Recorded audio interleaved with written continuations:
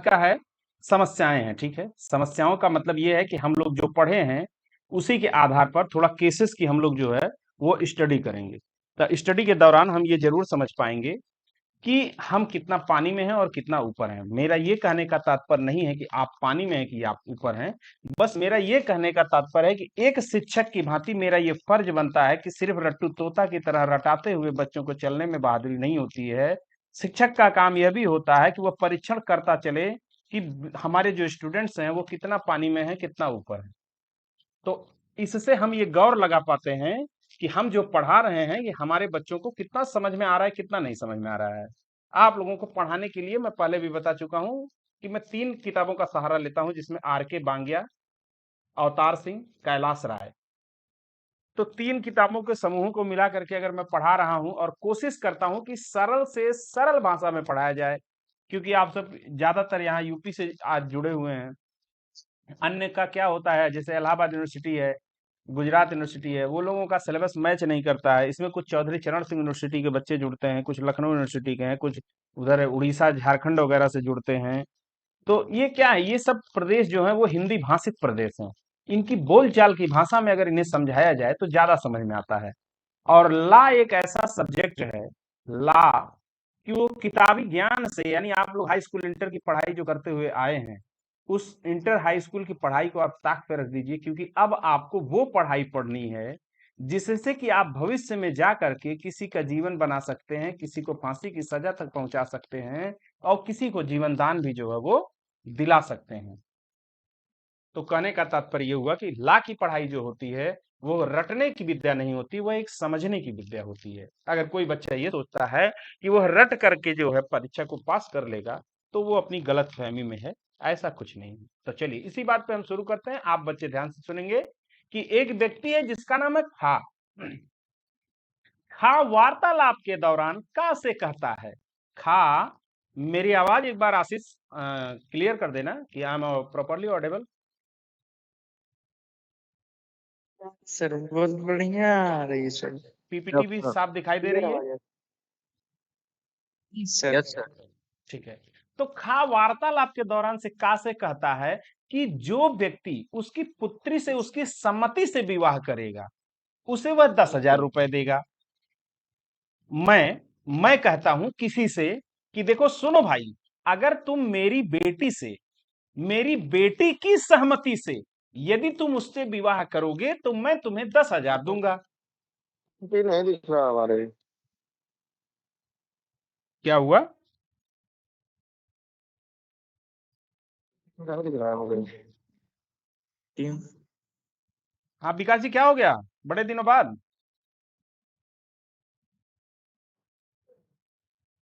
जी sir थोड़ा। प्रणाम प्रणाम प्रणाम, बड़े दिनों बाद। क्या हाल है सिंह साहब, कहाँ थे? सर नहीं दिख रहा था मेरे। अरे ठीक है, पीपीटी एक बार लॉग आउट करके लॉग इन कर लीजिए। सभी बच्चों को दिख रही है, आपको दिख नहीं रही है, हो सकता है टेक्निकल कुछ फॉल्ट होंगे। चलिए, तो खा वार्तालाप के दौरान का से कहता है कि जो ओके व्यक्ति सर। उसकी पुत्री से, उसकी पुत्री की सम्मति से अगर विवाह करेगा तो वह उसे 10,000 रुपए देगा। और का खा की सम्मति से उसकी पुत्री से विवाह कर लेता है और वह उपरोक्त जो धनराशि है, उक्त धनराशि 10,000 रुपए की मांग करता है, तो खा क्या करता है, का को देने से इनकार कर देता है और इस मसले पर का जो है वाद एक दाखिल करता है, न्यायालय में एक सूट फाइल करता है। तो आप बताइए कि क्या का सफल होगा? और मेरा एक निवेदन है कि जो राजेश पांडे लॉ कॉलेज के बच्चे हैं जो अकबरपुर में स्थित है, राम मनोहर लोहिया से, वो बच्चे ना बोलेंगे। अगर बोलना है तो बोल सकते हैं। जो यूनिवर्सिटी से अटैच बच्चे हैं, जो क्या नाम है सुल्तानपुर वाले बच्चे हैं, के आर्या से क्या है, या फिर ये जो गोंडा वाले हैं ये भी बोल सकते हैं। वीर बहादुर सिंह पूर्वांचल यूनिवर्सिटी जौनपुर वाले भी बोल सकते हैं। काशी विश्वनाथ यूनिवर्सिटी लखनऊ वाले भी बोल सकते हैं। बनारस यूनिवर्सिटी वाले भी बोल सकते हैं, लखनऊ यूनिवर्सिटी वाले भी बोल सकते हैं, ग्वालियर वाले माधवला कॉलेज से भी बच्चे, फिर उधर जो हाथरस बदायूं इधर के बच्चे जुड़े हैं वो भी बोल सकते हैं, राजस्थान वाले भी बोल सकते हैं। हाँ, बट जो अभी 30-35 हैं बस वही बोलेंगे जो हमारे साथ डायरेक्ट इंटरेक्ट है, जो 4,042 जुड़े हुए हैं वो नहीं बोल पाएंगे। तो आप लोगों को बोलने का अधिकार है, यानी आप अपने आप को एक सौभाग्यशाली समझिए कि आपको यह बोलने का अधिकार मिला है, तो प्लीज आप लोग पार्टिसिपेट कीजिए इसी बात पे कि खा वार्तालाप के दौरान का से कहता है कि यदि तुम मेरी बेटी से शादी करते हो मेरी बेटी की सहमति पर, तो मैं तुम्हें 10,000 रुपया दूंगा। और का जो है खा की सम्मति से उसकी पुत्री से विवाह कर लेता है और फिर वह अपने 10,000 रुपए की मांग करता है, तो लड़की का जो पिता है वो कहता है कि मैं पैसे नहीं दूंगा। इस बात पर का नाराज होता है और जा करके न्यायालय में एक वाद दाखिल करता है। तो आप लोग बताएं, जो मैंने अभी तक शिक्षा आप लोगों को दी है, कि क्या का सफल होगा? और राजेश पांडे लॉ कॉलेज के बच्चे नहीं बोलेंगे, सिर्फ सीबीएसई लॉ कॉलेज वगैरह, उसके अलावा राजेश पांडे लॉ कॉलेज के अलावा सारे बच्चे बोल देंगे, क्योंकि राजेश पांडे लॉ कॉलेज के बच्चे तीसरी बार इसका रिवीजन कर रहे हैं, क्योंकि वो सबसे पहले जुड़े थे, तो ऑनलाइन क्लास करते हुए आ रहे हैं, तो वो पहले बोलेंगे। अच्छा, ये भी है कि घड़ी का देखा सिर्फ 1 मिनट का जब उत्तर रहेगा, अगर 1 मिनट में कोई उत्तर नहीं देता है तो सवाल का आंसर बताते हुए मैं आगे की तरफ बढ़, बिल्कुल कानून की भाषा जो पढ़ाया लिखाया गया उस भाषा के अनुसार आपको जवाब देना है। तो आपका समय शुरू होता है अब। मैं सवाल को दोबारा दोहरा भी रहा हूं कि खा वार्तालाप के दौरान का से कहता है कि जो व्यक्ति उसकी पुत्री से उसकी सम्मति से विवाह करेगा उसे वह 10,000 रुपए देगा। का खा की सम्मति से उसकी पुत्री से विवाह कर लेता है और उक्त धनराशि 10,000 रुपए की मांग करता है, तो खा उसे देने से इनकार करता है। इस बात पर अपनी नाराजगी दिखाते हुए का न्यायालय में एक वाद संस्थित करता है, तो क्या का को सफलता मिलेगी? सर हम इस पे टिप्पणी दे सकते हैं? नहीं आशीष, आप राजेश पांडेला कॉलेज से हैं, आप नहीं दे सकते। सर हम सुल्तानपुर वाले से हैं। अच्छा, सुल्तानपुर वाले से हैं तो आप दे सकते हैं। सर ये सफल होगा क्योंकि सर जो क्या नाम है ये खा है, उसने पहले ही कहा कि उसकी पुत्री से विवाह करेगा तो 10,000 रुपए देगा, और क ने उसकी पुत्री से विवाह कर लेता है और वचन विबंधन के हिसाब से अगर आप किसी कार्य को पूर्ण कर लेते हैं तो जो है आप उसके लिए मतलब एक तरीके से मान्य रहेंगे। तो का को इस का को जो है 10,000 रुपए देने पड़ेंगे। ठीक है, अगर इस ग्रुप में एक लेडीज है जिनका नाम है साक्षी पांडे, अगर इस आवाज को सुन रही हो तो कृपया अपना प्रत्युत्तर दें।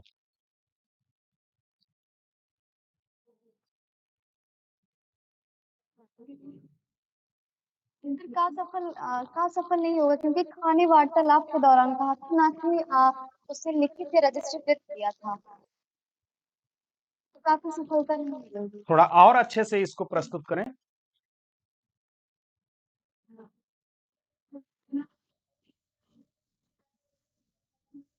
पर वार्तालाप के दौरान किया गया कथन मान्य नहीं होता है और ना ही संविदा का निर्माण ही होता है जब तक कि वह लिखित या रजिस्ट्रेटेड ना किया गया हो। Very good. वार्तालाप के दौरान अगर कहीं ऐसी बात आती है तो वहां वार्तालाप के दौरान भारतीय नियम की विधि के अंतर्गत वह प्रस्थापना जो है, वह प्रस्ताव जो है, वो प्रपोजल जो है, वो प्रस्थापना का रूप लेते हुए एक एग्रीमेंट का निर्माण नहीं करता है, क्योंकि यह एक मौखिक करार है और मौखिक करार इन परिस्थितियों में अगर वह मौखिक है और नैसर्गिक प्रेम और इन सब चीजों के बीच में दर्शाता है, यानी सेक्शन 25 के सब सेक्शन 1 को लाता है, तो सेक्शन 25 का सब सेक्शन 1 का ये कहना होता है कि ऐसी एग्रीमेंट को हमें लिखित और रजिस्ट्रीकृत और पंजीकृत और गवाहों के समक्ष रखना होता है, तभी वह एक कॉन्ट्रैक्ट, लीगल इन्फोर्सेबल कॉन्ट्रैक्ट का निर्माण करता है। अतः खा जो है इस पुत्री की विवाह में जो है का जो है मांग नहीं कर सकता है, क्योंकि उसके पिता ने उसे मौखिक बात कही थी,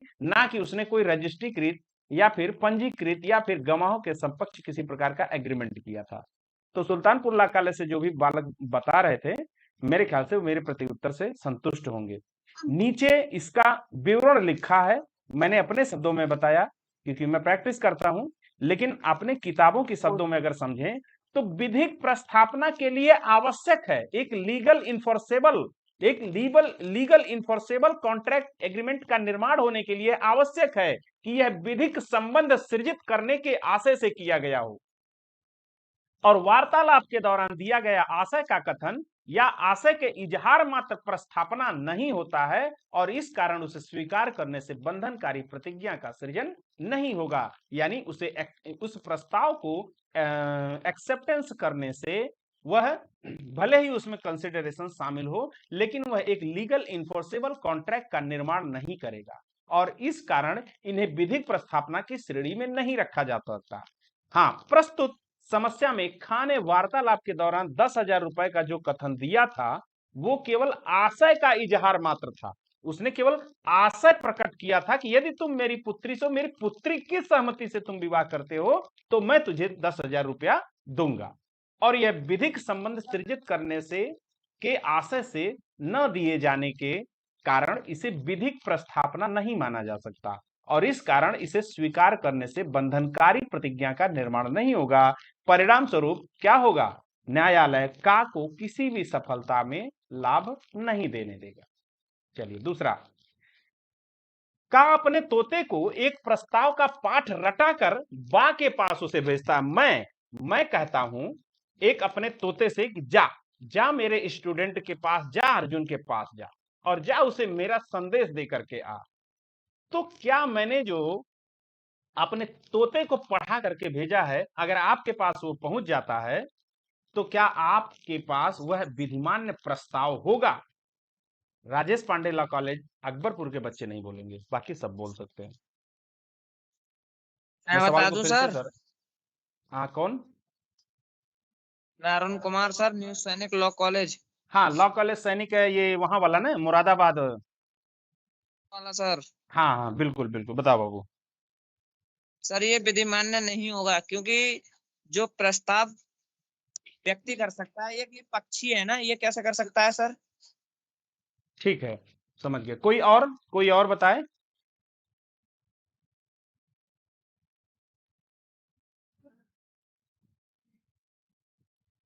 बताएं अवस्थी जी।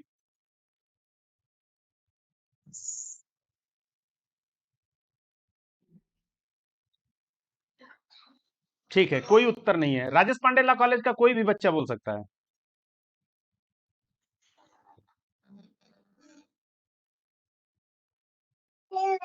सर संविधान नहीं होगी। Yes sir. क्यों? सर क्या सर विधिमान प्रस्ताव नहीं हो सकता क्योंकि सर मानव से सर विधिमान प्रस्ताव होगा। मानव कोई पक्षी Very अगर good. जानवर करता है तो सर वो विधिमान। सेक्शन के हिसाब से बताइए, जुबानी जंग यहाँ लड़ना नहीं है, सेक्शन के हिसाब से बताइए।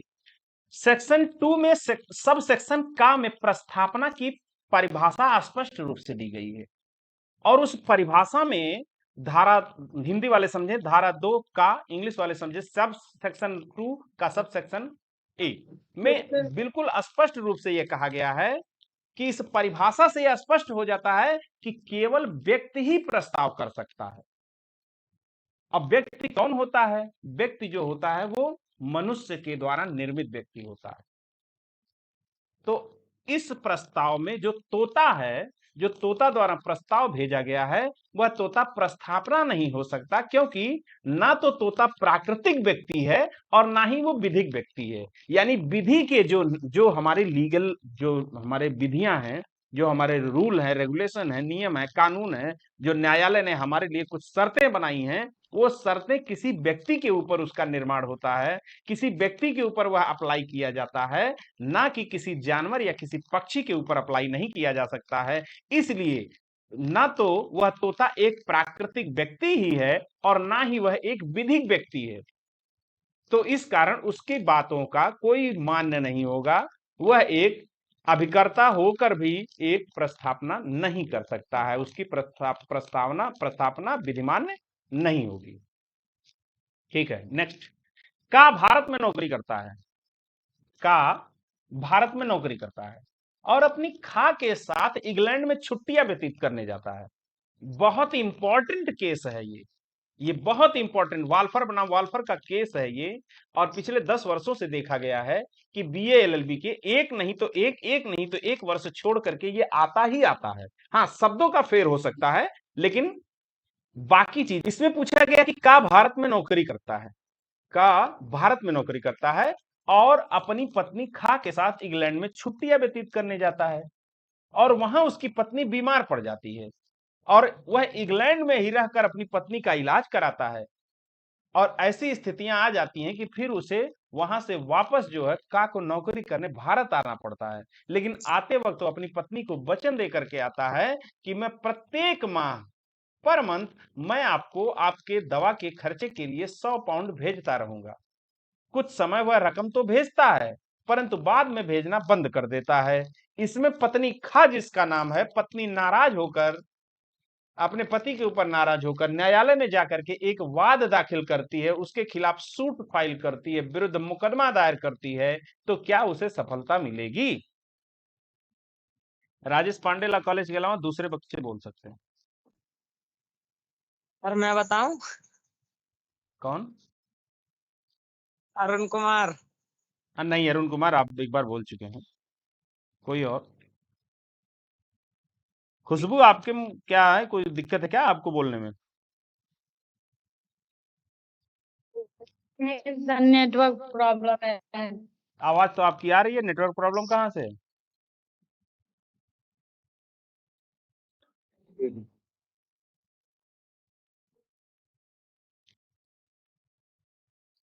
बताइए रंजीत यादव जी।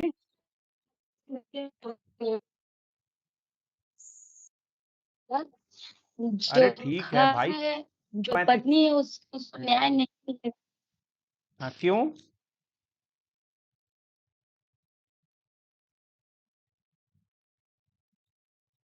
अरे भाई साहब 40 बच्चे आप लोग जुड़े हुए हैं यार, क्या दिक्कत है, परेशानी क्या है? आप सब लोग पढ़े हुए हैं, चौथा चैप्टर चल रहा है, पहले चैप्टर का ये क्वेश्चन है और आप लोगों को इसको बताने में पता नहीं क्या दिक्कत आ रही है। बताइए ना, ये क्या नाम है, ये वीर बहादुर सिंह पूर्वांचल यूनिवर्सिटी के बच्चे काहे नहीं बोल रहे हैं? ये लखनऊ यूनिवर्सिटी के बच्चे वो काहे नहीं बोल रहे हैं? Hiralal Yadav law college, Lucknow university काहे नहीं जोड़ रहे हैं भाई? क्या दिक्कत है? आप लोगों को तो पढ़ाया गया है ना, हम ही पढ़ाए हैं। कहाँ सर? हाँ बताइए। सर फीस बहुत नहीं होगा पति जो है, क्यों? वो बाध नहीं होगा तो पाउंड देने के लिए। क्यों लेकिन? हेलो। हाँ, क्यों नहीं बाध्य होगा? क्योंकि उसने जवानी जो है कह वार्तालाप के दौरान जवानी उनसे कह के आए थे। अच्छा, चलिए राजेश पांडे लॉ कॉलेज का कोई बच्चा इसको विधिवत तरीके से बताए, विधि के नियमों के साथ बताए। Yes sir. सर भारत के अनुसार ये प्राकृतिक प्रेम और निकट संबंध रखने वाली तो थी, बट ये तो सर पूरा पालन नहीं होगा, लेकिन सर ये नियम है कि इनमें लिखित रजिस्ट्री होनी चाहिए, जो लिखा होगी ना हाँ, इन्होंने केवल वचन दिया, उसे लिखित रजिस्ट्री उसके बाद चलिए, तो इसमें बात ये आती है कि कॉन्ट्रैक्ट संबंध के निर्माण के लिए पक्षकारों का आशय विधिक संबंध सृजित करने का होना आवश्यक है। तो कॉन्ट्रैक्ट ये संविदात्मक के जगह पे कॉन्ट्रैक्टात्मक लिखा गया है, तो माफ कीजिएगा आप लोग। कॉन्ट्रैक्ट कॉन्ट्रैक्टात्मक नहीं है, वो संविदात्मक है, तो एक ही बात हो गई, कॉन्ट्रैक्ट या संविदा। तो संविदात्मक संबंध के निर्माण के लिए पक्षकारों का एक विधिक आशय संबंध सृजित होना आवश्यक है। यानी हम और आप जब किसी संविदा का निर्माण कर रहे हो तो उसमें कुछ ऐसा मतलब होना चाहिए जो थोड़ा कि विधि के नियमों पे खरा उतरे, यानी वो न्यायालय के समक्ष जो पेश किया जा सके, ऐसा होना चाहिए। हाँ, लेकिन यहां मैटर ये है कि ये सामाजिक है और पारिवारिक संबंधों के बीच का है।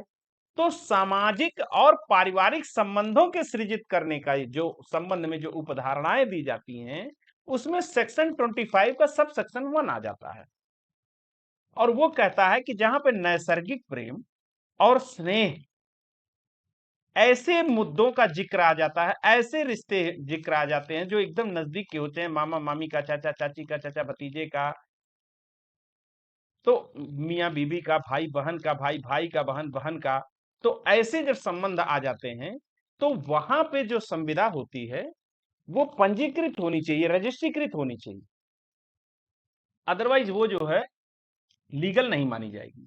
तो भले ही वह, हालांकि एक तरीके से देखा जाए तो बड़ा गलत नियम है सरकार का। अरे भाई उसकी पत्नी है, एक तरफ तो संविधान ये कहता है कि पत्नी की पूरी जिम्मेदारी होती है पुरुष की, कि पुरुष पूरा खर्चा उसका वहन करेगा। और तो ठीक है, आजकल की पत्नियां भाई कमा के भी 2 पैसा घर में लेके आ रही हैं, लेकिन संविधान में ऐसा नियम है। अब यहां पे ये कहता है कि ना, चूंकि वो पत्नी है। अब ये बताइए कि अगर आप अपनी पत्नी के साथ इंग्लैंड घूमने जाएं और अचानक से पत्नी वहां बीमार पड़ जाए और ऐसी कोई बीमारी हो जाए कि वहीं पर रह करके अब इलाज कराना पड़ेगा, और आपकी नौकरी यहाँ इंडिया में भागी जा रही है, तो आप इंडिया चलें, पहले नौकरी करें अपनी। तो क्या पत्नी आपसे कहेगी कि हाँ आप कह के जा रहे हैं हर महीना इतना रुपए भेजेंगे, तो पहले हमको लिख करके रजिस्ट्रीकृत पंजीकृत करके दीजिए? ये अपवाद है, इसको अपवाद कहते हैं, एग्जम्पशन कहते हैं, ठीक है ना। ये अपवाद, मैंने इस पे एक टिप्पणी कर, हाँ लेकिन नियम नहीं है ऐसा, लेकिन मेरे ख्याल से ऐसा होना चाहिए, क्योंकि मैं इसी पे पीएचडी कर रहा हूं, तो मुझे थोड़ा सा लगता है यार, तो मतलब होना चाहिए। तो यह उल्लेखनीय है कि उपधारणा अंतिम नहीं है और इसका खंडन भी किया जा सकता है। इस समस्या में पक्षकारों के मध्य सामाजिक या पारिवारिक संबंध विद्यमान होने के कारण यह उपधारणा की जा सकती है कि पक्षकारों का आशय विधिक संबंध सृजित करने का नहीं रहा, और इस कारण पत्नी खा को उक्त रकम अपने पति से वसूल नहीं कर सकती। का और खा पति पत्नी है। का और खा पति पत्नी है, वे एक भवन के स्वामी हैं, संयुक्त स्वामी हैं, यानी एक साथ स्वामी हैं। भवन गा के पास बंधक रखा है और गा घा नामक स्त्री का साथ संबंध हो जाता है, और वह खा को छोड़कर घा के साथ घर में रहने लगती है। खा के आग्रह पर का एक लिखित कथन देता है कि वह खा के भवन से संबंधित समस्त देनदारी का भुगतान करेगी, और इसके बदले में का उक्त भवन को पत्नी के पूर्ण स्वामित्व में हस्तांतरित कर देगा। तो का क्या ऐसे करने में इनकार करने पर खा के विरुद्ध वाद संस्थित करती है, तो क्या खा को सफलता मिलेगी? आप लोग भी चाहें तो एक बार पीपीटी खुली है, अपना पढ़ सकते हैं, नहीं पढ़े तो मैं फिर से सुना सकता हूं, बोल सकता हूं। एक बार फिर से आप लोग सुनिएगा। का और खा पति पत्नी है, मैं हूं और मेरी एक पत्नी भी है। अब मैं कहूंगा तो ज्यादा ठीक है, विकास जी का नाम लूंगा तो नाराज हो जाएंगे, तो मैं अपने को ही बोल देता हूं। तो मैं हूं, मेरी एक पत्नी है, हम दोनों एक मकान के स्वामी हैं, जो कि इलाहाबाद में हमारा मकान लूकरगंज में है, ठीक है। लेकिन हमारी पत्नी का ए नामक व्यक्ति के साथ एक संबंध हो जाता है, और वह मुझे छोड़ करके ए नामक व्यक्ति के साथ रहने लगती है। यहां पे कहा गया है कि का घा नामक स्त्री के साथ संबंध हो जाता है, तो वह खा को छोड़ करके, यानी वह मुझे छोड़ करके घा के साथ रहने लगती है। तो खा के आग्रह पर एक लिखित कथन देता है। खा के आग्रह पर नहीं है भाइयों, ये थोड़ा सा गलत हो रहा है।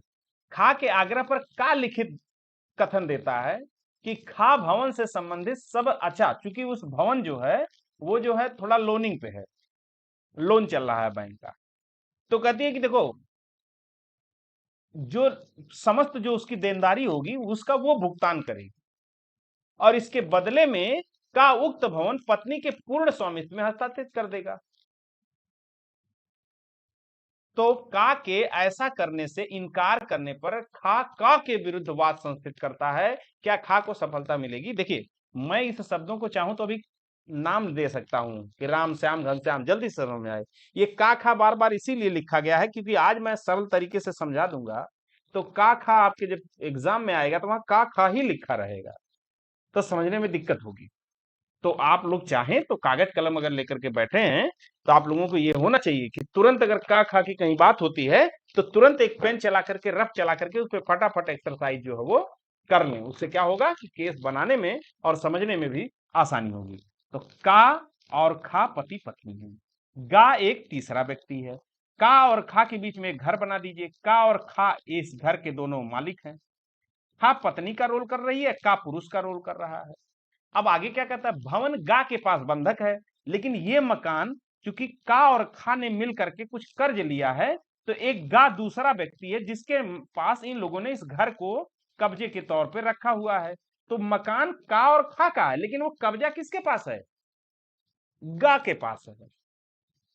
लेकिन इसी में होता क्या है कि का घा नामक स्त्री से संबंध हो जाता है। का जो है कौन है, का पुरुष है, घा पत्नी है। तो का से होता है का कमीना। तो का कमीना भी है, क्यों, क्योंकि उसकी पत्नी होते हुए भी उसका दूसरी पत्नी के साथ संबंध हो रहा है, तो कमीना ही कहा जाएगा ना।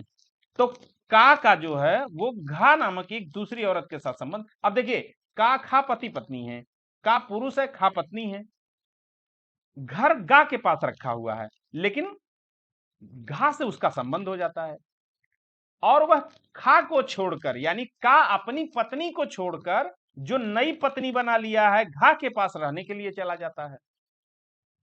ये हो गया एक पार्ट, ये हो गया एक पार्ट। जब आप केस लिखेंगे तो ऐसे लिखेंगे, ये हो गया एक पार्ट कि का खा पति पत्नी है और जो घर है गा के पास गिरवी रखा, तो गा एक पक्ष, का खा एक पक्ष और घा एक महिला होती है जिसके साथ का के संबंध हो जाते हैं। तो घर गा के पास, पत्नी खा और का और घा के बीच में रिश्ता बन गया। कौन सा रिश्ता बन गया, नैसर्गिक प्रेम और संबंध का रिश्ता बन गया, एक फिजिकल रिलेशन बन गया। तो ये क्या हो गए, अपनी मंजूरी के साथ ये जो है एक नए घर में जाकर के जो है वो रहने लगे। तो खा के आग्रह पर खा कहती है कि देखो, जब तुम्हारा घा से प्रेम हो गया है तो तुम जाओ घा के साथ रहो, मुझे कोई दिक्कत नहीं है। हाँ, लेकिन जब तुम उसके घर जाकर के रहने लगे हो, घा के घर जाकर के रहने लगे हो, तो ये जो गा के पास जो हम लोगों का घर गिरवी पड़ा हुआ है, तो तुम मुझे एक रजिस्ट्रीकृत, लिखित, पंजीकृत एक दस्तावेज बनाओ, स्टाम्प पर मुझे लिख करके दो कि यह घर से अब आपका कोई मतलब नहीं रहेगा, और यह भी लिख करके दो कि उक्त घर का जो स्वामी होगी वो मेरी पत्नी होगी और लोन की समस्त देनदारी अब पत्नी की होगी, क्योंकि मैं तो चला गया अब घा के साथ। ठीक। और इस मामले में क्या करता है, का ऐसा करने से इनकार कर देता है। ध्यान दीजिएगा आप लोग, का ऐसा करने से इनकार कर देता है और खा का के विरुद्ध जो, तब खा नाराज हो जाती है, पत्नी नाराज होती है, वह जाती है कोर्ट में, क्या करती है, वाद दाखिल कर देती है। तो अब क्या बताइए, क्या उसे सफलता मिलेगी? बहुत डीपली पूरा समय ले करके बताया है। क्लास आप लोग करते होंगे, वहां का टीचर भी इतना समय दे करके नहीं बताता होगा। और फिर भी अगर आप लोगों को नहीं समझ में आ रहा हो तो मैं फिर से बताने के लिए तैयार हूं।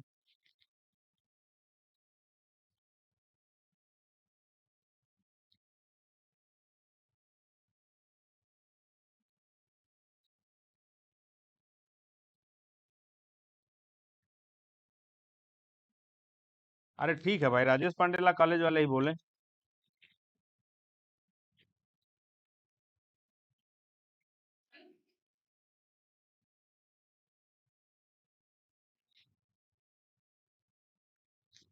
सर एक केस मेरिट बनाम मेरिट का है कि और खा को सफलता नहीं मिलेगी क्योंकि इनका हाथ से विधिक संविदा सृजित करने का नहीं था। ये दोनों तो एक दूसरे से कंप्रोमाइज किए।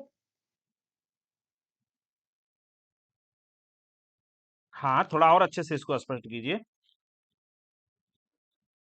सर ये इन दोनों के मध्य एक समझौता हुआ था और इनका आशय ये नहीं था कि ये विधिक संविदा सृजित करेंगे।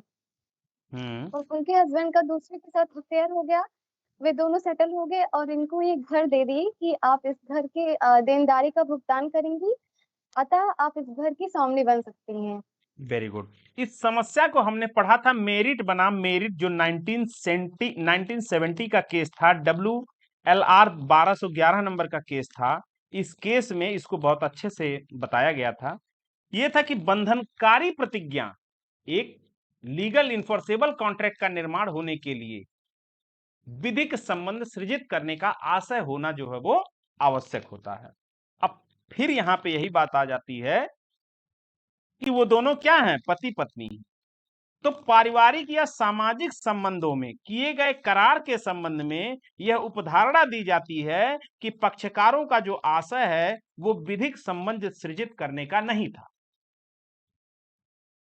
एक लीगली इन्फोर्सेबल संबंध बनाने के लिए यह जो है उपधारणा नहीं थी कि पक्षकारों का आशय विधिक संबंध सृजित करने का नहीं था, और यह उपधारणा अंतिम भी नहीं थी, ऐसा भी नहीं था कि यह लास्ट था, बल्कि इसका खंडन भी किया जा सकता है। इस प्रकार यदि पक्षकारों का आशय विधिक संबंध सृजित करने का सिद्ध हो जाता है तो सामाजिक या पारिवारिक व्यवस्था की गई बंधनकारी होगी। तो इस समस्या में तथ्यों से यह स्पष्ट होता है कि पक्षकारों का आशय विधिक संबंध सृजित करने का रहा है और इस कारण संविदा से बाध्य है, अतः खा को जो है वो सफलता मिलेगी। शब्दों का थोड़ा सा उलटफेर था, जो नहीं समझ में आए वो अनाड़ी और जो समझ गए वो खिलाड़ी। इसको मैं अपनी लोकल भाषा में आप लोगों को समझा देता हूं, क्योंकि उत्तर जो लिखा है वहां थोड़ा शब्दों को घुमा दिया है और नीचे इस समस्या के तथ्यों से यह स्पष्ट होता है कि पक्षकारों का आशय विधिक संबंध करने का रहा है और इस कारण कॉन्ट्रैक्ट से बाध्य है, अतः खा को सफलता जो है वो मिलेगी। कारण क्या था इसमें कि का और खा के बीच में प्रेम था, ये दोनों पति पत्नी थे, लेकिन इसके बावजूद एक इनका घर था जो गा के पास गिरवी था और यह जानते हुए भी का जो है उसे धोखा दे करके खा को एक घा नामक दूसरी लड़की के साथ अपना संबंध स्थापित कर लेता है और यहां तक गिर जाता है कि वह जा करके उसके साथ रहने लगता है। तो पहला तर्क ये हो गया खा का कि चूंकि मेरा पति मेरे साथ नहीं रह रहा है, वह किसी और के पत्नी के प्रेम के जाल में है, तो फिर मुझे वो अपने साथ क्यों जोड़े रखा है, वो मकान को अलग कर दे, अगर मकान को नहीं अलग करे तो फिर मेरा खर्चा अलग दे। तो पत्नी जो है वो न्यायालय में जाकर के यही बात कहती है कि श्रीमान, पहली बात तो ये है कि इनका मेरे साथ विवाह हुआ, लेकिन ये मेरे साथ ना रह करके जाकर के घा के साथ रहते हैं, तो मुझे रहने के लिए या तो ये घर दे दें या तो कोई और व्यवस्था दे दें, मुझे ये घर से निकाल तो सकते नहीं कि खुद तो किसी दूसरी औरत को पटा करके अपना वहां ऐश करें और हम जो है यहाँ परेशान हो। तो श्रीमान, हम तो कह रहे हैं कि जो घर है ये घर हमें दे दें, और घर हमें दे दें तो हम इस घर का पूरा जिम्मेदारी ले रहे हैं कि हम इसका भुगतान भी करेंगे, जो लोन बकाया है वो अभी भरेंगे, लेकिन ये लिख करके दे दें, फिर इस घर से इनका कोई लेना देना नहीं रहेगा। तो न्यायालय ने कहा तुम बिल्कुल सही कर रही हो महिला जी, एक तो इसने गद्दारी का काम किया कि तुम्हें धोखा दिया, पहला तो अपराध यही कर दिया, दूसरा अपराध किया, दूसरी संबंध उसी के साथ संबंध स्थापित किया, दूसरा और गलत कर दिया कि उसके साथ जाकर के उसके घर रहने लगा। तो न्यायालय ने कहा ना ना ना, ठीक है, सही है। इस टाइप का अगर मैटर कहीं आता है तो न्यायालय कहता है कि महिला को सफलता मिलेगी, कॉन्ट्रैक्ट जो है बाध्य माना जाएगा। क्यों? क्योंकि यह विधिक संबंध सृजित करने का है, और विधिक संबंध सृजित करने का आशय कि का और खा डेली जो है घर में लड़ाई करें एक दूसरी औरत को लेकर के, इससे अच्छा है कि दोनों दो रास्ते पर हो जाएं। तो न्यायालय ने कहा हाँ ये अच्छा है, ये एक विधिक संबंध सृजित करने का है। डाक द्वारा आ बा से प्रस्ताव करता है, परंतु पत्र पहुंचने से पहले ही बा की मृत्यु हो जाती है, तो बा का पुत्र प्रस्ताव को स्वीकार कर लेता है। तो क्या आ ऐसी स्वीकृति से बाध्य है? आप लोग सवाल को पढ़ लें, मैं दोबारा भी दोहरा सकता हूं, कोई दिक्कत नहीं है। डाक द्वारा अ बा को, आ से तीर खींच दिया बा की तरफ, आ बा को एक पत्र भेजता है, एक प्रस्ताव करता है, परंतु उस पत्र को पहुंचने से पहले ही आ की तीर बा की तरफ बढ़ रही है, लेकिन पहुंचे ही नहीं कि तब तक बाजी मर गए, अभी पहुंची नहीं है, बाजी मर गए। तो अब पहुंची तो बा के बच्चे को मिला, बा के बच्चे का नाम गा है, मान लीजिए भाई, दोस्ती मत ठहराइएगा, मान लीजिए आ ने बा को भेजा पत्र, बा चले गए गो टू पावेलियन, स्वर्ग सिधार गए, और बा का पत्र उसके बच्चे गा को मिला। तो क्या ऐसी स्वीकृति से बाध्य है? क्या अगर गा ने यानी बा के बच्चे गा ने अगर उस प्रस्ताव को स्वीकार कर लिया, प्रपोजल को एक्सेप्टेंस कर लिया, तो क्या आ को ऐसी स्वीकृति के लिए बाध्य है? ये आप लोग बताएं।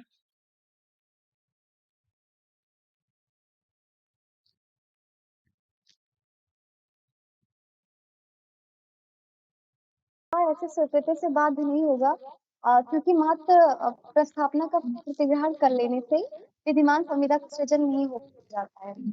विशिष्ट प्रस्थापना प्रस्ताव केवल उस व्यक्ति के द्वारा स्वीकार की जाती है जिससे कि वह की गई है। तो आ ने जो प्रस्ताव किया था वो बा से किया था। अब पत्र पहुंचने से पहले अगर बा एक्सपायर हो गया तो गा के पास कोई अधिकार यानी उसके पुत्र के पास कोई अधिकार नहीं होगा कि वह उसके साथ संविदा का निर्माण कर सके। ये था एक बात। दूसरे पक्ष में जब आप आगे जाकर के पढ़ेंगे एग्रीमेंट वाले चैप्टर के बाद जो कंसिडरेशन वाला चैप्टर आप पढ़ेंगे तो कंसिडरेशन में कुछ अपवाद आ जाते हैं। अरे तो वो न्याय ही व्यवस्था क्या जिसमें अपवाद ना हो? अरे हमारा भारत का नियम कानून ऐसा है कि उसमें अपवाद तो भर भर के पड़े हैं। हाँ, अपवाद है।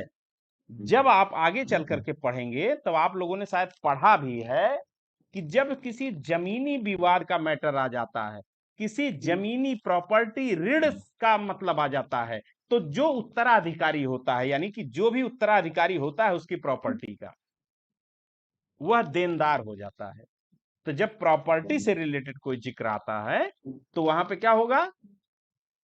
अगर वह पत्र पहुंचा और वो एक्सपायर भी हो गया तो उसके बेटे को पूरा अधिकार होता है कि वह उसका जो है भुगतान करे, क्योंकि प्रॉपर्टी का अगला मालिक जो है वो वही हो जाता है। हालांकि आगे की चीज है, आगे आप लोग पढ़ चुके हैं, ठीक है। लेकिन यहाँ पे जो पूछा जा रहा है वो एग्रीमेंट और कॉन्ट्रैक्ट के चैप्टर से पूछा जा रहा है।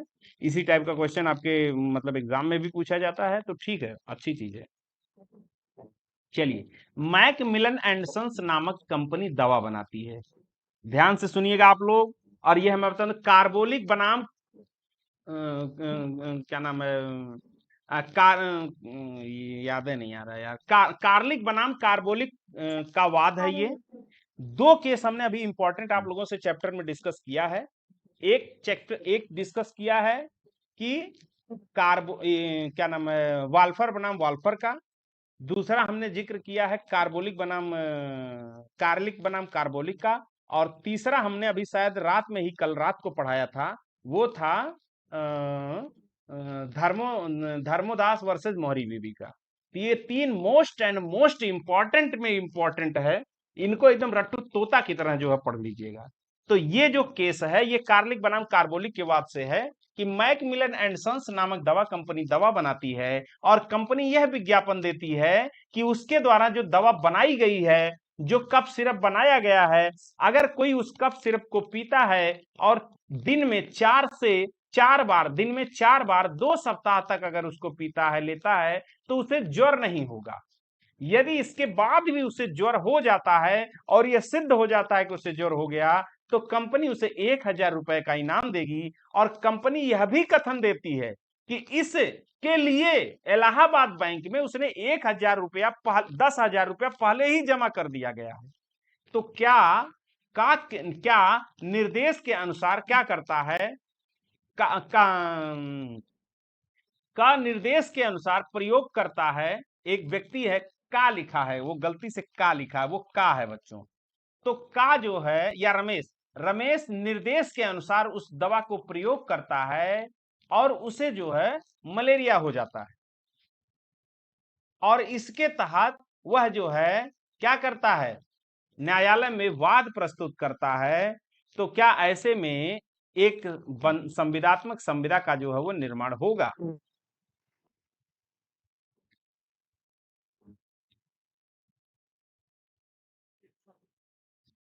हाँ।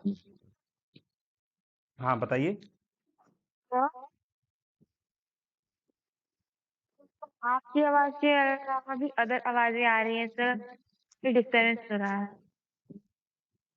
सबको आ रही है क्या? नहीं तो किसी ने अपना माइक क्या सबको मेरी आवाज डिस्टर्ब कर रही है? नहीं सर, माइक ओपन किया है नहीं सर। क्या? चलिए ठीक है, तो आप लोग सवाल को समझने का कोशिश कीजिए। मैकमिलन एंड सन्स नामक कंपनी दवा बनाती है।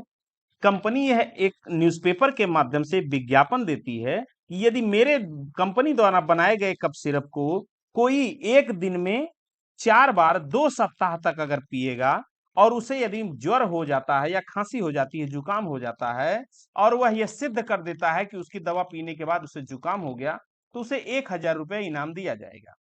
कंपनी यह भी कहती है कि अगर कंपनी क्षतिपूर्ण व्यवस्था बर्बाद भी हो जाए तो क्या हुआ, 10,000 रुपया पहले ही उसने इलाहाबाद बैंक में जमा कर दिया है आप लोगों को देने के लिए।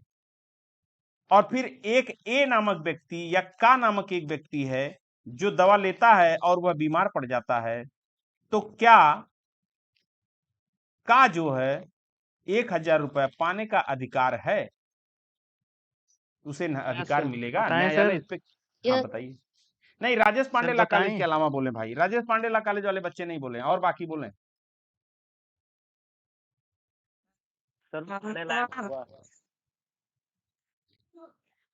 हेलो।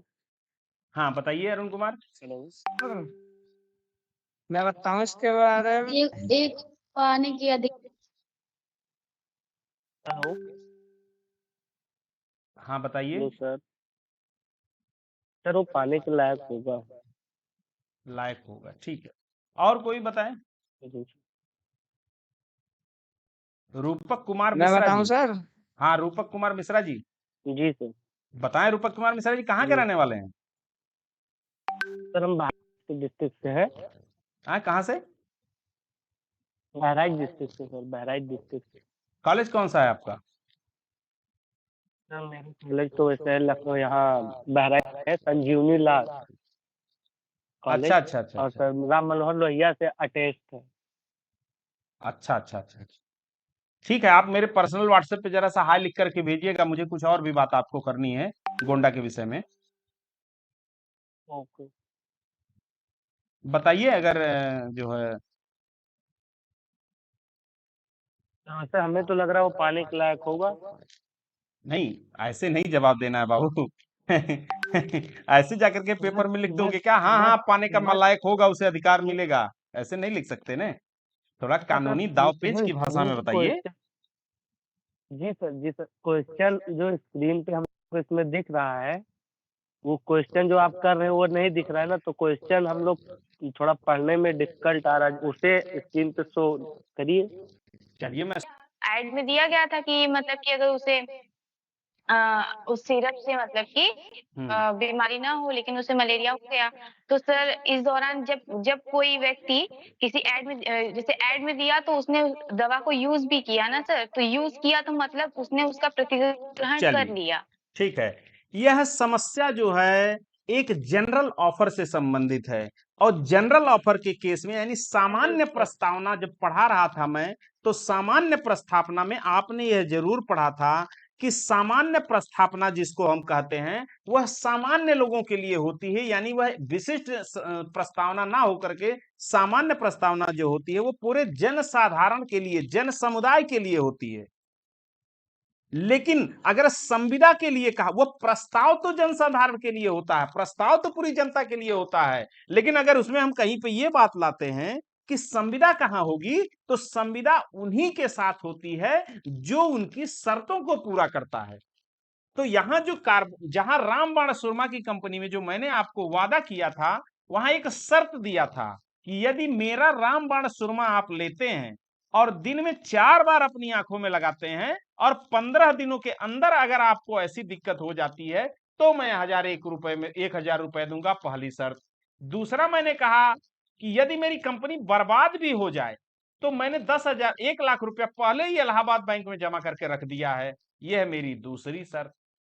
तो शर्तों के साथ, यदि शर्तों के साथ किसी प्रस्ताव का एक्सेप्टेंस किया जाता है, किसी प्रपोजल का एक्सेप्टेंस किया जाता है, किसी ऑफर का ऑफर किया जाता है, किसी वचनकर्ता को वचन ग्रहीता किया जाता है, किसी प्रपोजल को एक्सेप्टेंस किया जाता है या प्रस्ताव को क्या कहते हैं, स्वीकृति की जाती है या प्रतिग्रहोता किया जाता है। तो ऐसी स्थिति में अगर वहां शर्तें लागू हैं तो वह एक लिखित क्या नाम है, विधिक जो है वह एक संविदा जो है वो कहलाती है। तो जो प्रस्ताव की शर्तों को पूरा करे वह प्रस्ताव को स्वीकृतिकर्ता कहलाता है।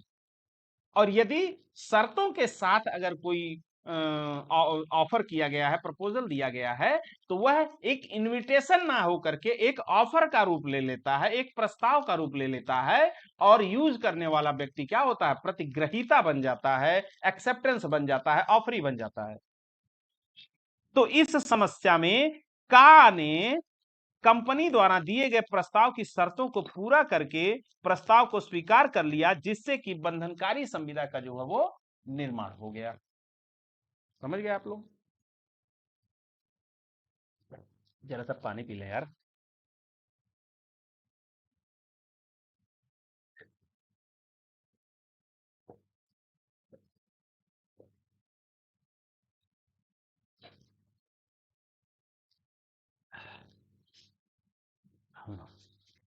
तो अब कंपनी ने अपनी तरफ से अपने बचाव के लिए भी तो कुछ पर शर्त देगा ना।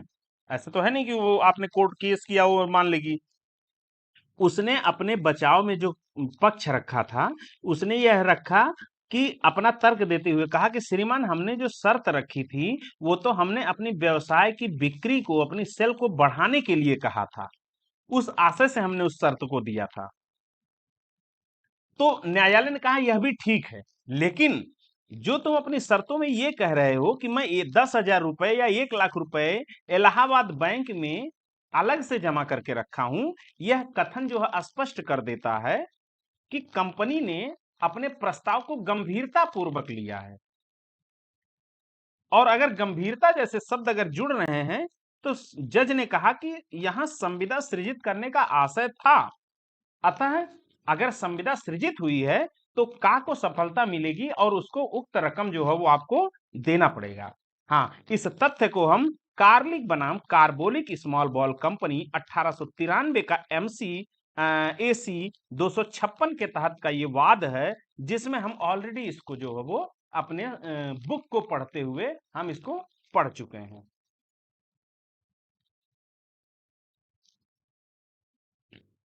चलिए, का पुत्र घर से भाग जाता है, मेरा बेटा घर से भाग जाता है, मैं पर्चे बंटवाता हूं और उसमें ये कहता हूं कि जो मेरे बच्चे को ढूंढ करके ले आएगा उसको मैं 5,000 रुपए दूंगा।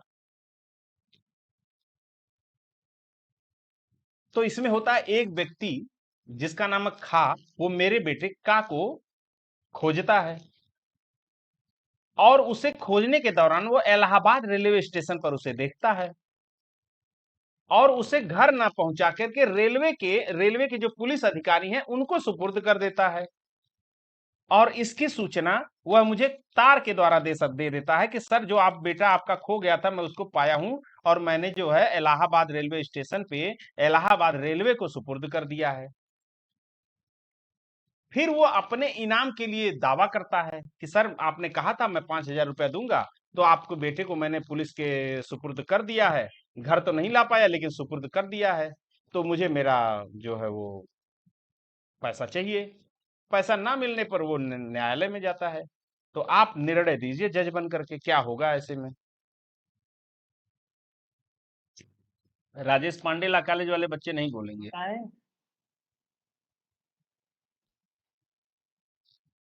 ये सीबी सिंगला कॉलेज वाले काहे नहीं बोल रहे हैं भाई? CB Singla college Sultanpur. Sir उसे वो पैसे देगा क्योंकि सर उसने उसके बेटे को पुलिस स्टेशन में छोड़ा है, एक सेफ जगह पर। इस वजह से उसे पैसे देने पड़ेंगे। सीबी सिंगला कॉलेज वाले बोलने में सबसे आगे हैं, लेकिन जब क्लास में पूछी जाती है तो नेहा अकेले बोलती हैं, बाकी सब गायब रहते हैं। पूर्वांचल यूनिवर्सिटी का भी कोई बच्चा बोलना चाहेगा?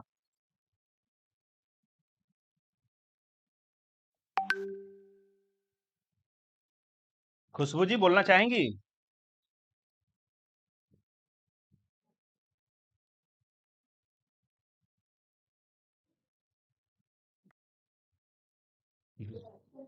काशी हिंदू विश्वविद्यालय बनारस।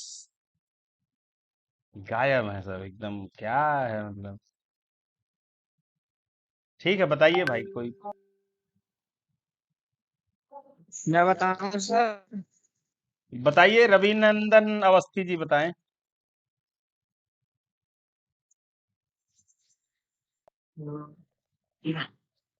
सर नहीं होगा। जैसे नहीं कि होगा। क्योंकि सर उसने पुलिस को दिया है उस बच्चे को, और जब उस बच्चे को पुलिस को सर दिया गया और आपको फोन करके बताया गया, क्योंकि ये प्रूफ नहीं होता कि उन्होंने आपके बच्चे को ढूंढ कर दिया है सर। डायरेक्टली आपको राजनंदन आपने कहा कि राजनंदन डायरेक्टली। अवस्थी जी को ये नहले पे दहला है, और बिल्कुल अकबरपुर के बगल में सुल्तानपुर कॉलेज से आते हैं।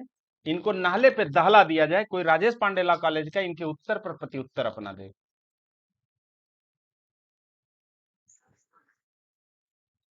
बताइए साक्षी पांडे।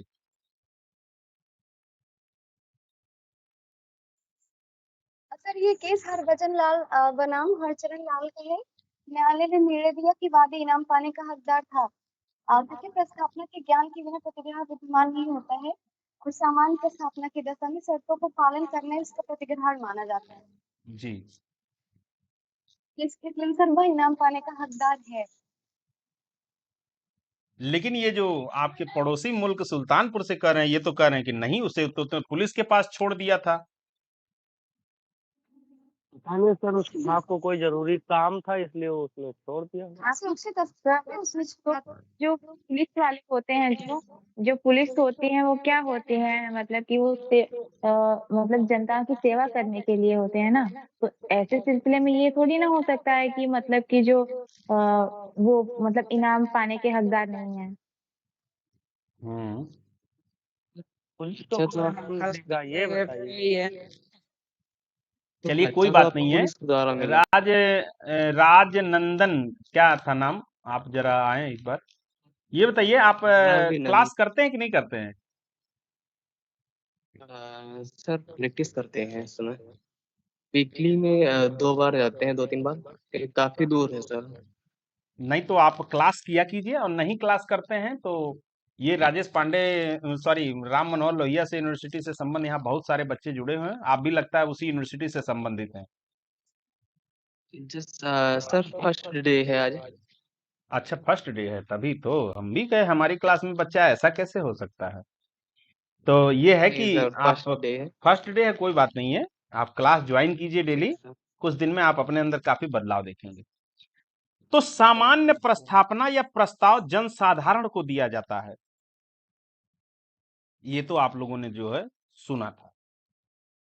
तो इस समस्या का जो कथन है, जैसा कि साक्षी ने बताया कि हरभजन लाल हरचरण लाल MIR 1925 इलाहाबाद हाईकोर्ट का जो 539 नंबर का वाद था, उसमें से यह जो है लिया गया है, और उसके आधार पर यह किया गया है। तो सबसे पहले यह बात आती है कि का पुत्र घर से भाग जाता है, यानी मेरा पुत्र घर से भाग जाता है। आज घर से वो भाग गया। मैंने एक पर्ची छपवाई और मैंने ये कहा कि अगर मेरे बेटे को कोई ढूंढ करके देगा तो मैं उसे 5,000 रुपए दूंगा। तो मैंने क्या किया, जन साधारण को एक सामान्य प्रस्तावना दिया। तो ये क्या है, सामान्य प्रपोजल है। मैंने एक इनविटेशन छपवाया न्यूज़पेपर में, और उसके तहत मैंने एक अनाउंस करवा दिया कि मेरा बेटा खो गया है, यदि मेरे बेटे को कोई ढूंढ करके देगा तो मैं उसे 5,000 रुपए दूंगा। रवि नंदन अवस्थी जी इलाहाबाद में घूम रहे थे और रेलवे स्टेशन पर मेरे बेटे को देख लेते हैं, और वह मेरे बेटे को लेकर के सीधा कहां जाते हैं, रेलवे पुलिस बल के पास जाते हैं, और रेलवे पुलिस बल को सारी कहानी बताते हैं कि सर ये बच्चा है, ये पाठक सर का है, राहुल सर का, जो इलाहाबाद में लुकरगंज से पढ़ाते हैं, और ये जो है बच्चा उनका जो है खो गया था। तो उन्होंने कहा था कि 5,000 रुपया जो है वो इनाम देंगे। तो मैंने सोचा कि मैं कहीं जा रहा हूं, मेरी तो ट्रेन अभी छूट जाएगी, तो मैं सोचा आपको यह बच्चा जो है समर्पित कर दूं। अपने बच्चे को छोड़ देते हैं और उसके बाद वो चले जाते हैं। लेकिन वो पत्र द्वारा मुझे सूचित करते हैं, मैं कौन, बच्चे का पिता, मुझे सूचित करते हैं कि सर पाठक सर, आपके बच्चे को मैंने पाया है और मैंने रेलवे स्टेशन पर रेलवे पुलिस बल को सौंप दिया है, और सर आपने जो मुझे 5,000 रुपए देने का वादा किया है वो कृपया भेजिए। तो पुलिस के पास सौंपना तो न्यायालय है भाई, कोर्ट ये थोड़ी कहेगा, कोर्ट तो सरकार का ही है। तो न्यायालय का ये कहना है या हमको आपको ये सोचना है कि जो पुलिस है वो भी संरक्षण का काम करती है। तो अगर घर पे ना पहुंचा करके उसने पुलिस को सौंप दिया, यानी उसने अपनी जिम्मेदारी को पूर्णतः निभाया, क्योंकि पुलिस तो जन साधारण की सुरक्षा के लिए ही बनी है ना। रविनंदन जी समझ गए?